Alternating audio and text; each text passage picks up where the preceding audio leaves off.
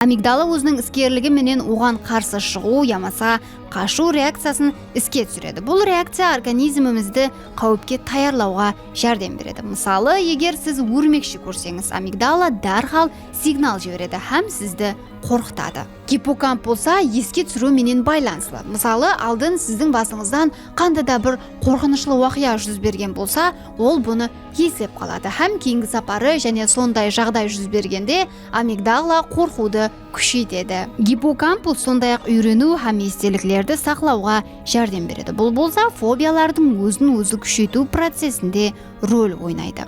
Фобиялар миде қандай процесслерді баслауы хақында сөз еткенде, стресс һәм қорқуды басқару механизмлерін түсіну ахметлі. Мысалы, қорқуды сезгенімізде амигдала қауіпті анықтайды һәм денені қауіпке қарсы таярлайды. Басқа миде жайласқан системалар, мысал үшін префронтал кортекс, бұл қауіпті логикалық бақылауға жәрдем береді. Бұл процесслерде ми дененің реакцияларын басқарады. Сонымен бірге денемізді қорғау үшін керектілік гормондарды ісілеп шығарады. Қорқу сезімі уақытында дене түрлі физиологиялық реакцияларды көрсетеді. Мысалы, тез дем алу, терлеу, ямаса жүректің тез ұруы.